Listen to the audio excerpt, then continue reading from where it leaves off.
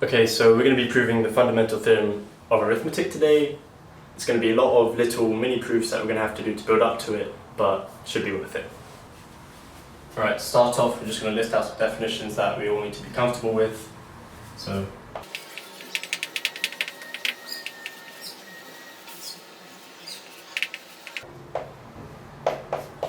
Okay, we have the integers, which are just all of the whole numbers. I also am going to define the positive integers as having no negative numbers, so 0, 1, 2.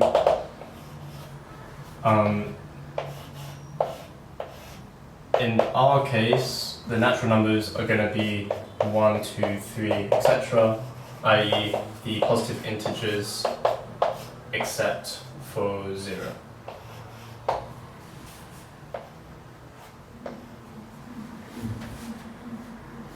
Also, I just want to make clear that the notation A divides B is just an equivalent statement to saying that there exists some k in the integers such that k times A is equal to B. Obviously, A and B have to be integers if you're using this notation. Furthermore, just one thing which should be obvious, I can prove it, but to save some time I won't. It's simply the statement that if B is greater than 0 and A divides B, then that would imply that the magnitude of A is less than or equal to B. So for example, minus 5 divides 10 and 5 is less than 10. Okay, and finally, we're just going to define the set of prime numbers as P sub r, and that's going to be the set containing elements little p sub I, such that greatest common divisor of any natural number A and P is either 1 or P. That'll be 1 if A does not equal P, and P if A equals P. Okay, so that's the definition of the set of prime numbers. And obviously, composites are all natural numbers which aren't primes. Okay.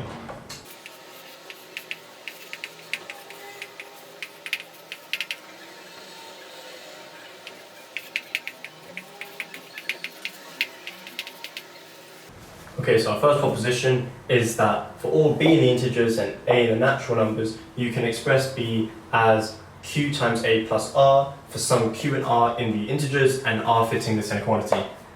This is known as the division algorithm, and it will prove quite useful in our later propositions. Okay, so we're going to prove this now.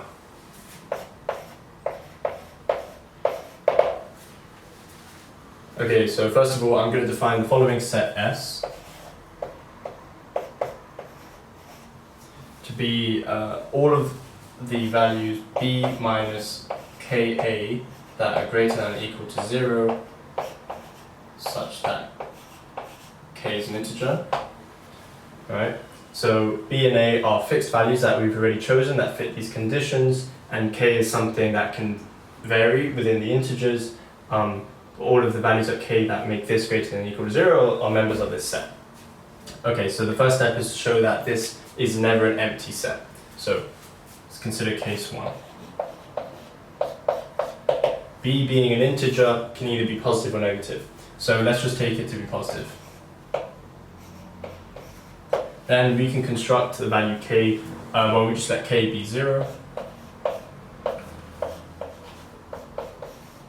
That would imply that that b is just an element of S. And that would imply, of course, that S is not empty. Right. So let's consider the other case now. That b is negative. Then we simply let k equal b. That would lead to us having b minus ba, which is b times 1 minus a. Since we've said b is negative, and well, 1 minus a is going to be less than or equal to 0. Reason being, a is a member of the natural numbers. If a is 1, we're going to have 0. Anything greater is going to be negative. So a negative times a negative or 0 would mean that this product is greater than or equal to 0, and as such, it's an element of S. So that would mean that S is not an empty set. So in either case, we can construct values of K that stop S from being empty. And furthermore, it's made of positive elements. So by what's known as the Bell ordering principle, if you have a non-empty set of positive elements, it's going to have a least element for some value of K. So let's call that least element R, and the value of K that produces R, we will call it Q. So R is going to be equal to B minus QA. Now, so based on our proposition, it remains to show that R fits this inequality. So what we're going to do is we're going to take the first case, that R, well, let's just assume that R is greater than or equal to A. That, of course, is the same as saying that this is greater than or equal to A. Taking A away from both sides will leave us with the following. Okay, we can factor out A.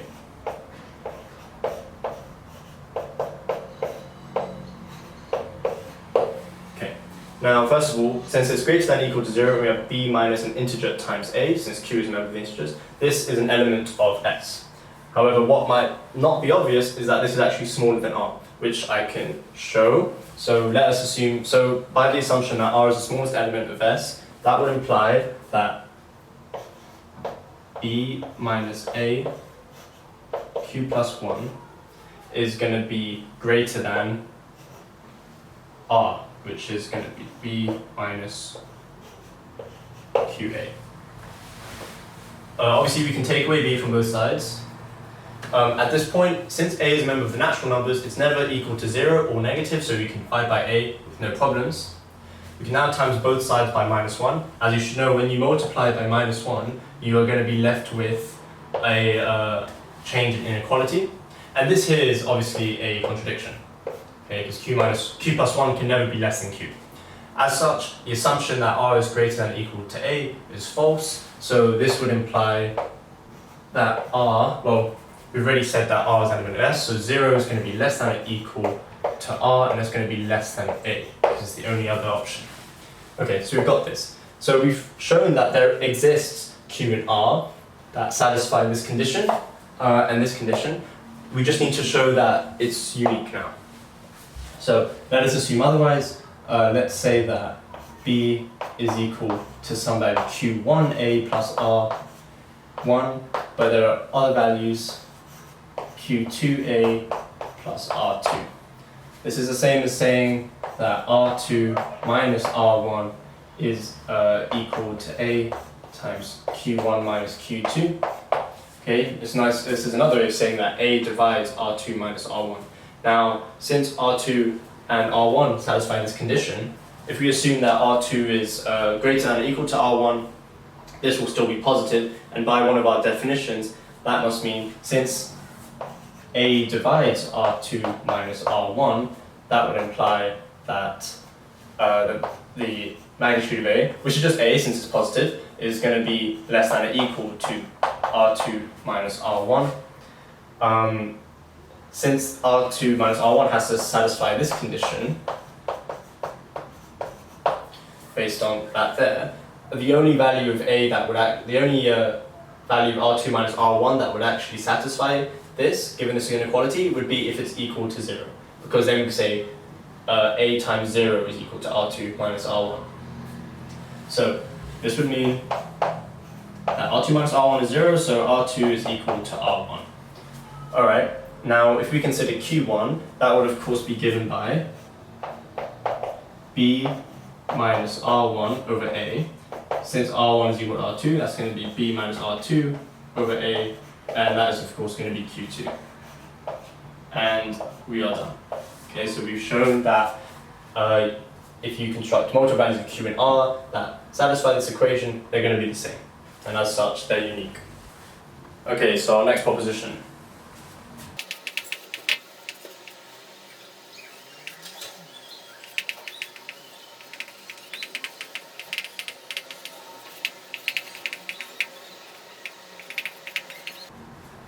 Okay. So, put simply, we're proposing that for all a and b in the natural numbers, there exists some c which is the greatest common divisor of those two, and is of the form ax plus by, where x and y are integers. In other words, c is a linear combination of a and b. Okay. So in proving this, we have to, like previously, we have to construct a set. So I want to define lambda to be the following.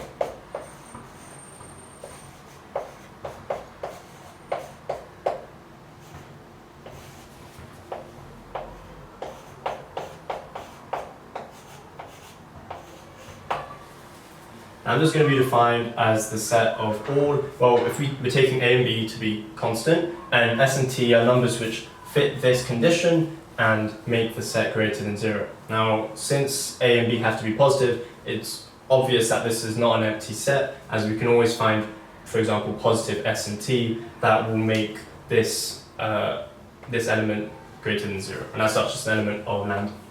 Okay, so that's not a problem.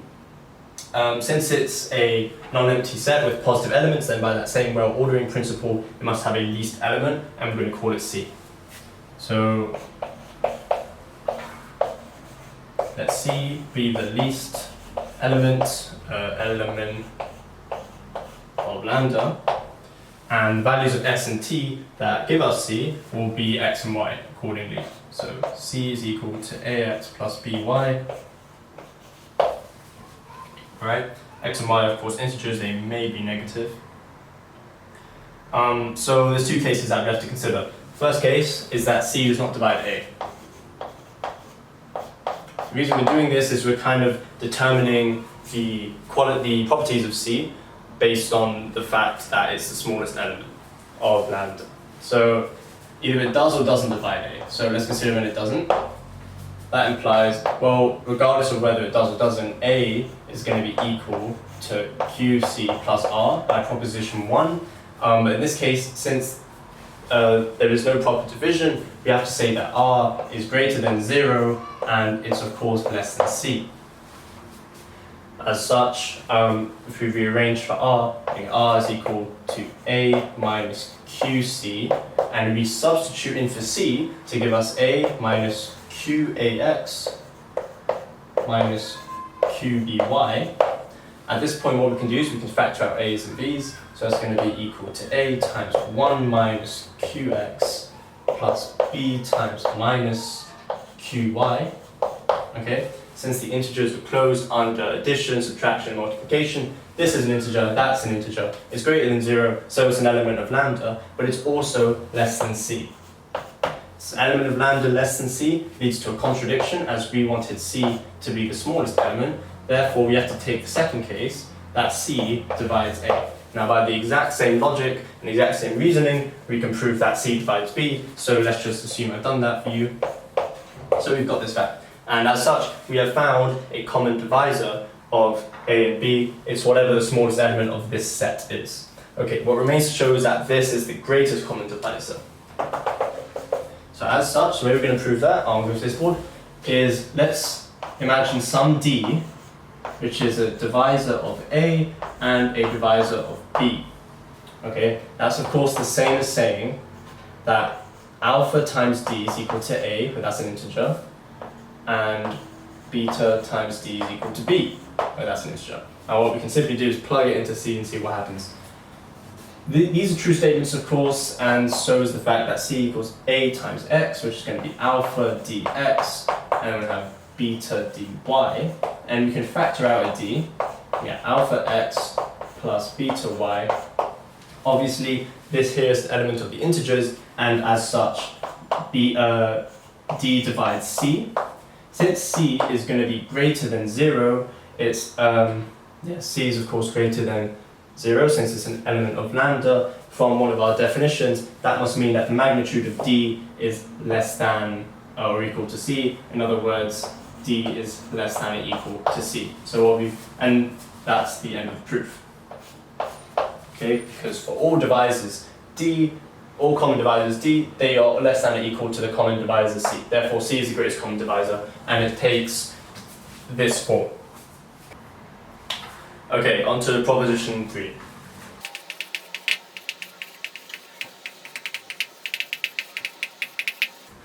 Okay, so essentially what we're stating is that if p divides some composite number a times b, where a and b are integers, or rather natural numbers in this case, and obviously p is a prime number, then either p divides a or p divides b. Okay? So, you can see how we're kind of approaching the fundamental theorem of arithmetic, because now we're actually looking at prime numbers. So, given by our definition of primes, which I'll just restate here,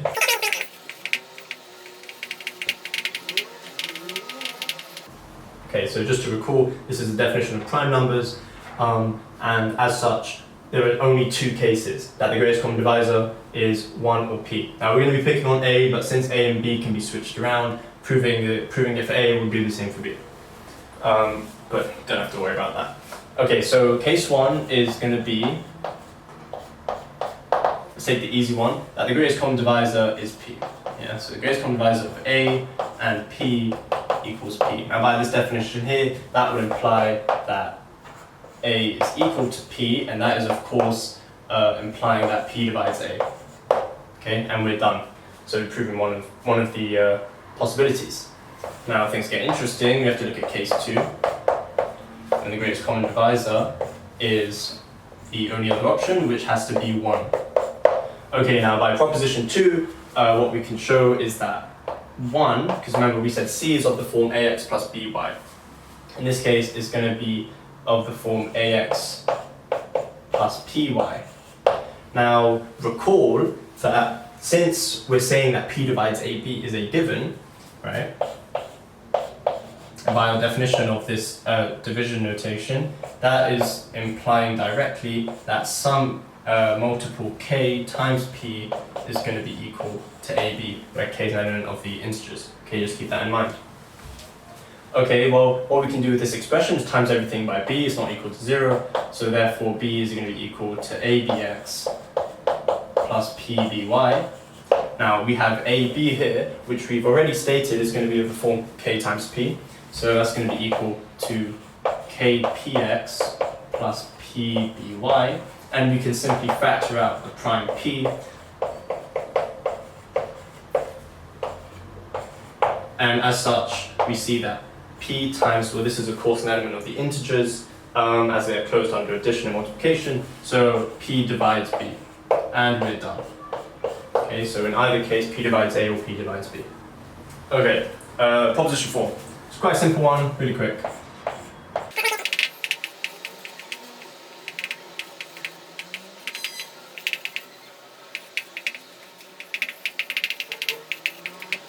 So quite simply, if p divides a product of numbers, then p divides at least one of the elements of that product. Okay? Proving this is quite simple. So let's just say that this is true. So let p divide, I'm going to write it out. You should know what this notation means. It's like sigma notation except for products. So it's going to have a1, a2, up to an. Then by proposition 3, so p divides, if you remember p divides ab, so that must mean it either divides a or b. So if p divides the first one, then we are done, so I'll just put smiley face.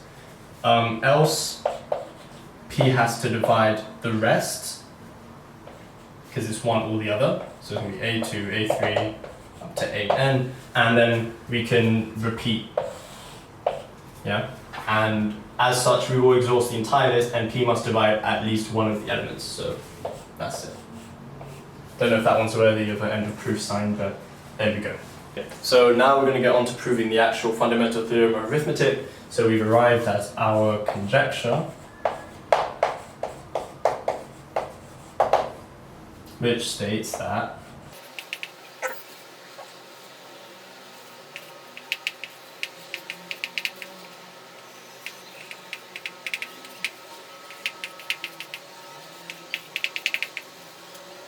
so the proposition is simply that there exists unique p sub I in the prime numbers such that the product of p sub I running from 1 to n to these natural number powers will be n for all n of the natural numbers. In other words, every positive whole number n can be expressed as a unique product of prime numbers. Okay? To outline what we're going to do, essentially we're going to prove that there exists a product of primes and then prove that they're unique. So the first part is relatively easy. We're going to use mathematical induction. If you don't know what that is, just follow along. It should be intuitive enough. So let us assume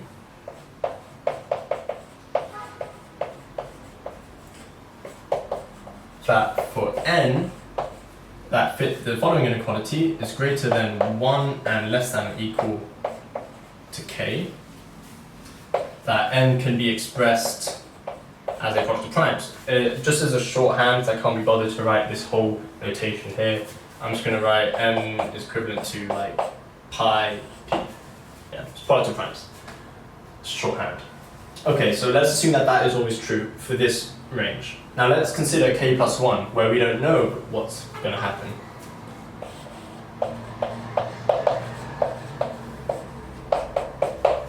Okay, so since we're considering numbers greater than 1, it is the case that all numbers are either prime or composite. So let's consider the first case that k plus 1 is prime.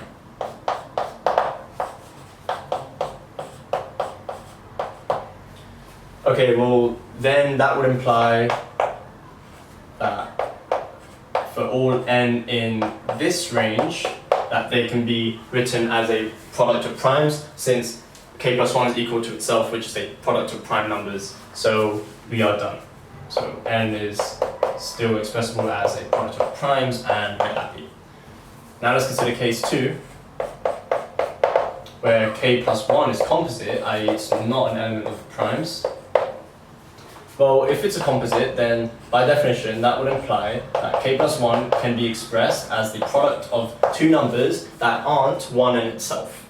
Okay, so this would imply that, well, if they have to be greater than 1 in order for this to be composite. So 1 is less than both alpha and beta, and they're going to be both be less than or equal to k. Okay, because you want them to be less than k plus 1. As such, by our inductive hypothesis, for what we've taken as true here, alpha and beta can be expressed as a product of primes, because they fall within this range, in between 1 and k. As such, k plus 1 is a product of primes, and as I think you could say multiplication is commutative, don't quote me on that, that would basically mean that k plus 1 is a product of primes. Okay, now that's all well and good. Now what we can do is just let k equal to 2.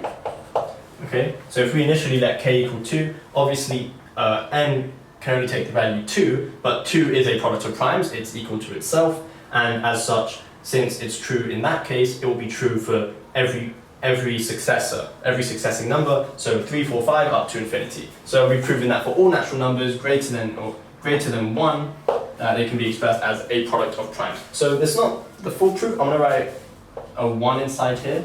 We've proven that there exists a product of primes. Now we need to prove uniqueness. Okay, so the way we're going to do this is we're going to do a proof by contradiction by assuming that n can be expressed by different products of primes. So let's say that n is equal to I running from 1 to a. So n can be expressed as some product of primes running from 1 to a of some p, but it's also another product running from 1 to b of q. Okay, where p sub I and q sub I are prime numbers, and e sub I, f sub I are natural numbers. Okay, and we're assuming that these elements aren't necessarily equal, they just evaluate to the same product. In the same way that for non-primes, 5 times 2 is the same as 7 over 10 times 10 over 7. Okay, but those elements are different. Alright, so let's just write it out, first of all. Okay, so this is what we're stating. Now, it's quite obvious that since these are natural number powers, we're going to have p1 times itself multiple times, but we're going to have p1 times a natural number is equal to this. In other words, p1 divides this product. Now, by proposition, I lost count. Proposition 4, it holds that P1 must divide at least one element of these primes. Okay. Now, since the order of these prime numbers doesn't necessarily matter, let's just say that the number that it does divide is Q1. So we can swap things around to just make things notationally easier for us. So that implies that P1 divides Q1. Okay.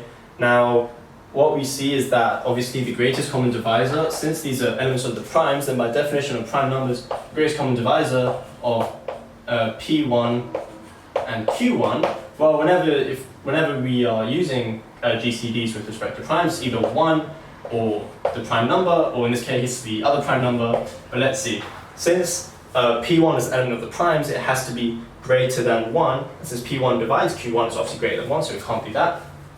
Okay. It can't be, and since P1 has to be less than or equal to Q1, let's just say that, and P1 we know divides it, let's just say the greatest common divisor is P1, but from our definition of primes, that's only the case if P1 equals Q1. I know this is really obvious, but I think it's worth just stating rigorously why that's the case. Okay, so we have P1 equals Q1, as such, let's just divide through in this product. So we're going to have P1 to the E1 minus 1 times blah blah blah, PA to the EA, it's in the game, it's going to be equal to Q1 to the F1 minus 1, since we've divided through by Q1. These powers may not necessarily be equal, we don't know. That's why we're saying the products could be different, but we do know that something in here has to be equal to something in here. Okay, so blah blah blah, QB, FB.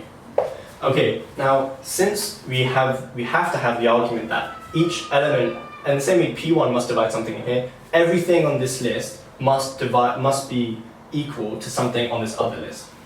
Since we're assuming that these products aren't equal, that would mean that one of these must be smaller, since everything has to divide into something else. Let us assume that the left-hand side is the smaller product. Well, once we divide through everything, which we must do by proposition 4, that would leave us with a 1. And then on the right-hand side, well, let's just look from QB's perspective. It's going to be FB minus, well, since this list is smaller and it's been exhausted, it's going to be minus some number mu. But FB minus mu has to still be greater than or equal to 1. And this will be multiplied by some other stuff, but they're still going to be natural numbers due to the fact that this list was exhausted first. Okay, but regardless, what we're going to have here is that this is going to imply that QB, which is a prime, divides 1, which obviously implies that QB is less than or equal to 1, which is a contradiction. Quite obviously, primes always have to be greater than 1. Okay, so as such, we've proven uniqueness. And that is the end of proof. Outside my window, someone is cooking some delicious food, and I think I'm going to go have a snack now. I hope you enjoyed this proof. I thought it was quite interesting. It was a nice introduction to number theory for me, and I hope it was for you too.